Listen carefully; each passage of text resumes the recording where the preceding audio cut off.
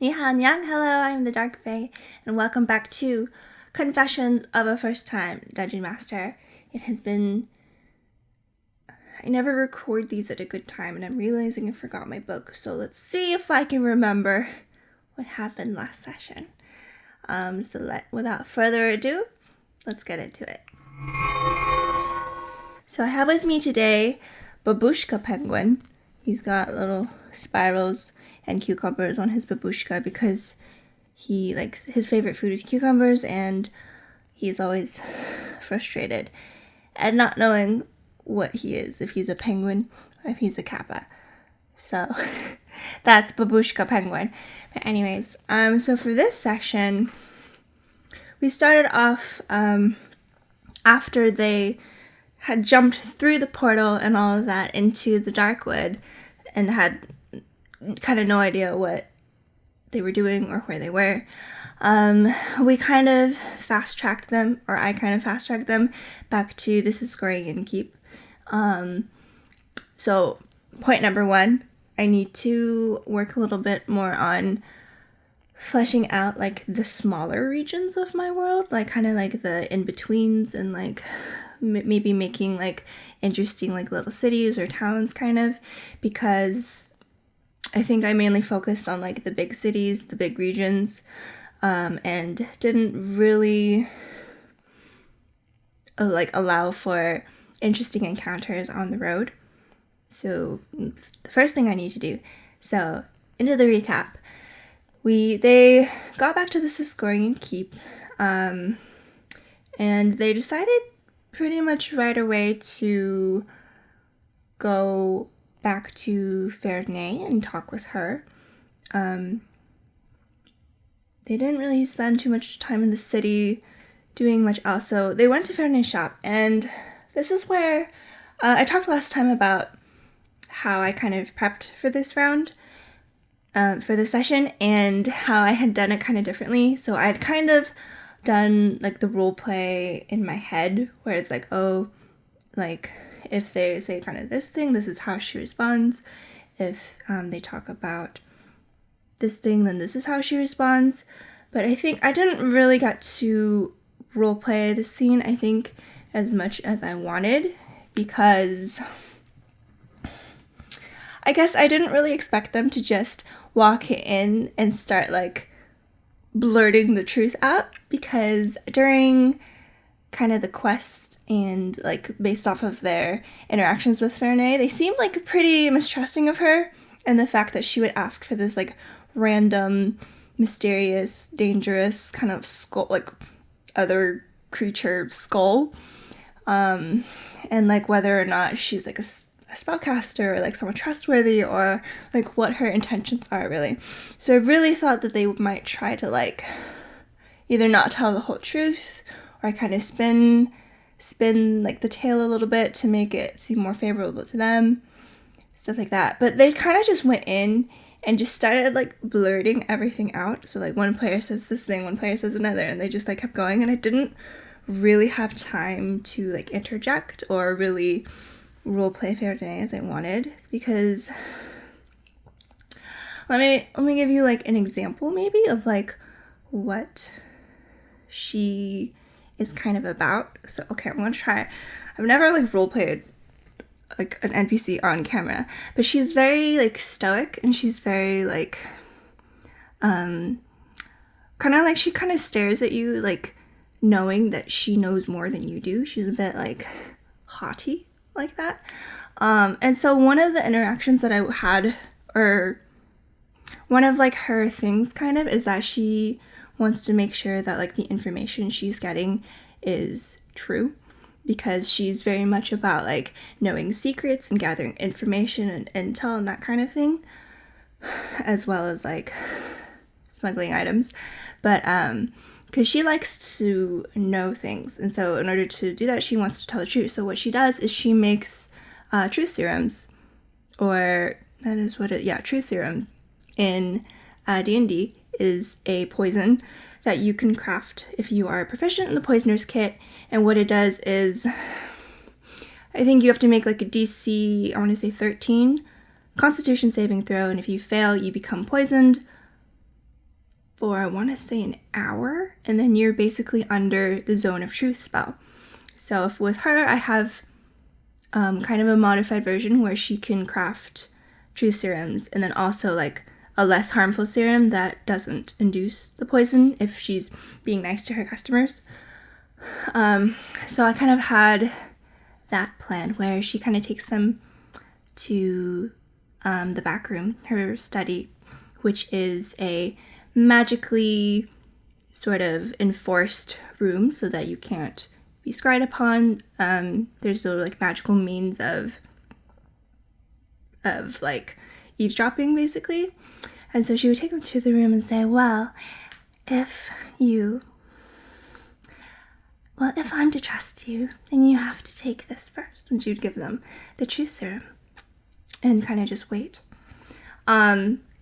So I didn't really get to do that or introduce that part because it was kind of rushed, and I don't think I was really in control of the RP moment, which I feel like is not the way, it's not like a good feeling as a DM when it's an RP kind of encounter that you're introducing to your players. Like if they go off the rails when they're RPing among themselves, and that's totally fine and actually really awesome. But I feel like if I'm kind of driving it, then I should get out what I want to get out. And so a little bit unhappy with that, but because I do like Fernay and I really like playing her character because she's just so like, I don't know, she's just very like in control and very like cool. So I think maybe if they end up having more interactions with her, because she's kind of very important and she like knows a lot about a lot of things, so you can get a lot of information out of her. So maybe I will be able to introduce that later along the way. So yeah, they basically tell her everything. They don't really leave a lot out, but she learns that the cultists of Labasque are not following Kror. They're most likely following Nogral, which is something that the rest of the world doesn't know, because Labasque is very secluded, like in the region of Salmat. There's not a lot of people who venture there, so it's kind of a secret that Labasque has kind of been keeping, and not even Salmat, like the actual undead nation, knows that they've kind of deserted and switched over. So she does learn that, and she kind of listens to all of the information that they're giving them, and based off of what they told her, they could have gotten like a reward out of it, like for trying, but again, they didn't really go far enough into specifics, and partly it was more like I didn't ask enough questions, I think. But they didn't, really go into it enough for her to really give them anything other than that now their debt to Gracia, whose bar they burned down, is now repaid, and like they kind of have a clean slate now. That's basically it. And then so she kind of gave them some offers on rumors that she's heard around town that of like other people that need help, and these are kind of the quest lines that I had prepared in the beginning that were still available. There was one with Osgaliath the Dragonborn. He's having some troubles. They still had a thief problem, but they've caught one and are interrogating them right now. And like the Crown's Guard can always use help. And I think there was another one with the bakery or the apothecary, one of the two. But they decided to not really take any work for now, and instead they kind of I think they go see I don't have my notes with me. I think they go see the Crown's Guard after they kind of go and rest at their little abode for a bit. So basically what they end up choosing is they choose to go and help Oscalius, the Dragonborn, who is the innkeeper at the Dragon's Roost, with like a thug problem that they've been having. And the problem with this quest is I didn't really prep enough for this. I didn't really plan out what would happen on this quest, I guess. Or like I have an idea of like what I want it to tie into, but I didn't have like the specifics down as to like why these thugs are going around like racketeering, basically like hitting up stores and inns for money, and like what would happen if they caught up to them. So because this is one of the quests that like I find less interesting because it's so settled inside the Siskorian Keep and like not really a tie-in to like any of the characters' backstories or to something that's like a very direct conflict. It's kind of something that's slower and ongoing that they might not even care about because it might not even pertain to them or be related to them at all. So I think that's like number 2. Something that I need to work on is like not just focus on the things or parts of the world that I find interesting. Like if my players want to follow a thread, then I need to work on building that thread. But again, like I didn't know they would choose this until the session already happened. So that was something that I think I fell short on this time. But I do have ideas for what I want to do with this like thug group. I just like need a way to like flip it right, if that makes sense. Like I don't know how to get it from where it is to where I want it to be and like have it cohesive, but working on it. And I'm working on trying to make it interesting because I need to accept, I think, that some players aren't as keen maybe on their backstories or their characters. So it's like I'm finding that my characters or my players rather don't really ever like want to do something, if that makes sense. And I don't mean like they never decide to do anything. Like in a previous session they wanted to build an altar to a death god. Like that was cool. But in terms of like where the story is going, I think like I tend to have to nudge them a little bit more, but I don't think like one of them would ever be like, I want to delve into this part of my backstory that like you introduced and like try to follow that on a path line that I haven't yet offered to them, if that makes sense. So I'm kind of wondering if I can possibly get them to do that and whether that will be me like talking to them out of game. That's something that I haven't really done a whole lot since I don't want to be like, hey, this is your story, you should follow it, you know? So, or if maybe I can just like bring in more in-game ties and see where they go from there. But we'll see. So for next time, that was basically this So back to the recap. They went to talk to Ascalius, the old dragonborn, and I was on it with the voices to this session. I was pretty good. So now I gotta remember it for the next time. Ooh. But basically they learned from Ascalius that these thugs have been kind of going around to certain shops, like kind of like alternating nights and like kind of demanding them for money, scaring off customers, stuff like that. So his place has been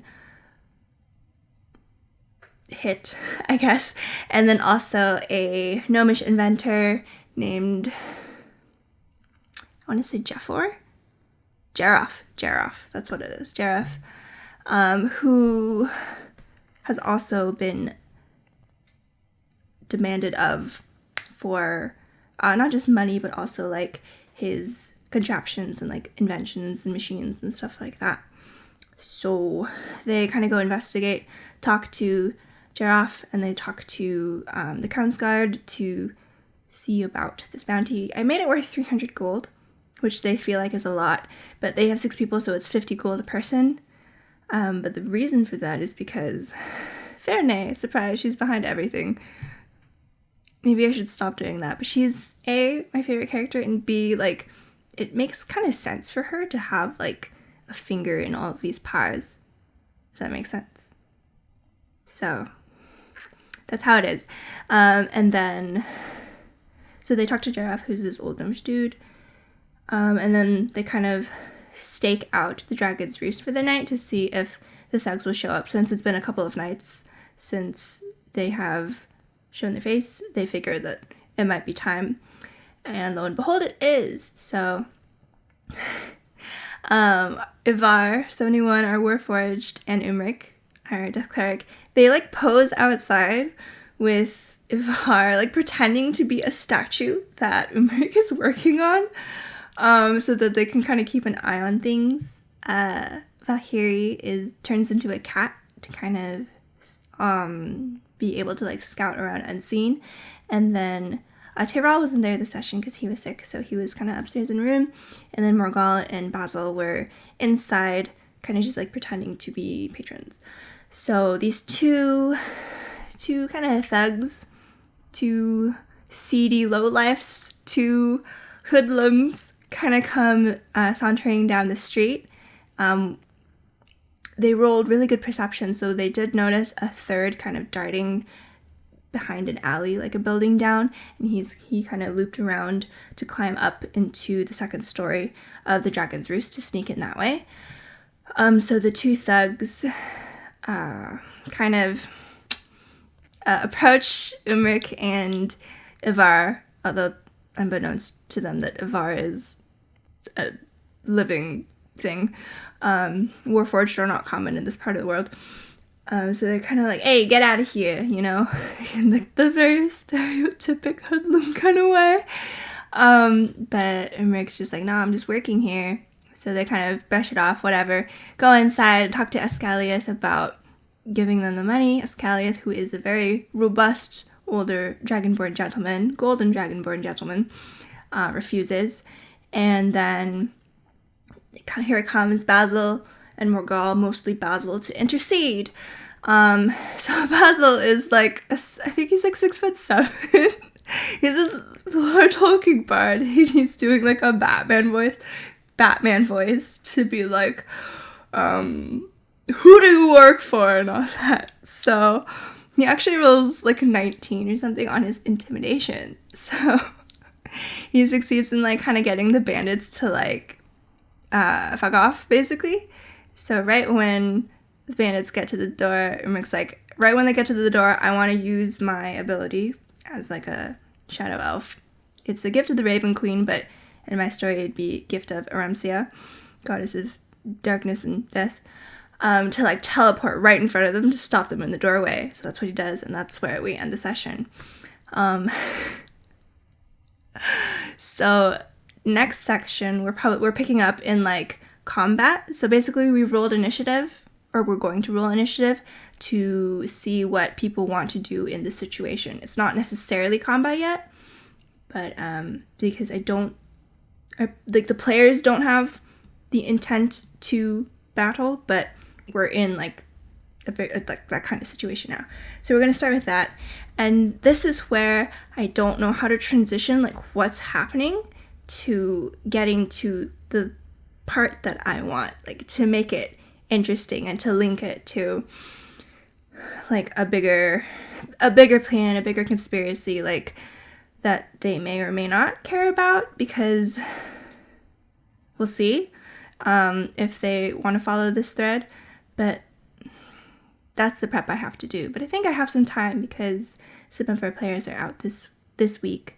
So, and we didn't play last week because I had a thing with Monster X. So I was like, I'm sorry guys, can we reschedule? Bad DM practice, I know, but I was freaking out. Anyways, that's neither here nor there. Yeah, so there wasn't really any combat this time. And yeah, that's about it, I think. So, I'm interested for next session. I don't really know what I'm doing anymore. Not that I maybe really knew what I was doing at all, but because I don't know like how much I need to keep track of people's stories in my world, because there's a lot. And I don't think I've been doing a good enough job of like keeping track. Even like we are still very early in our game. This is session 7, I think. Right? Yeah. But I already feel like responsible for keeping track of like a million people's stories. Like I want to keep track of like what's going on with a character that's related to FR71 and like related to therefore to Basil's kind of backstory. And then I want to keep track of like certain quests that they either missed or were completed like while they were traveling. I want to keep track of like Fernay and like the Crownsguard Captain Levis and like all of these things. And I don't know like how much of it I should be doing or like that I need to do. And it's kind of weirding me out a little that I'm finding like that sometimes when like my players encounter something or they kind of end up going down a path and it's like, well, I can kind of just make this up on the spot like as to fit the narrative as to how I want it, but then like I don't know if that should be like something I've already prepared for. So then I, like, if that happens, then I could be like, oh yeah, this is all already done and this is like what happened versus like me making it. If that makes sense. I'm not sure it does, but it's like the difference between like me knowing what they have done or like have affected and then like making an outcome based off of that, or me just making an outcome based off of like me making an outcome that's like a little bit separate from what they're doing. So I kind of need to figure out how much of a balance to strike between that, because I don't necessarily have the time to actually keep track of everything that's going on in my world, because I don't know why I decided to make such a big homebrew world, because for my first time DMing, you know, ambition. Okay, anyways, thank you for listening to my rambling. Leave a comment down below if, I don't know, if you have ever imagined an RP moment and it has not gone the way that you planned, because it certainly happened with me today, but it's cool. Anyways, I hope you enjoyed. Thank you for watching. I'll see you next time. Bye. Bye.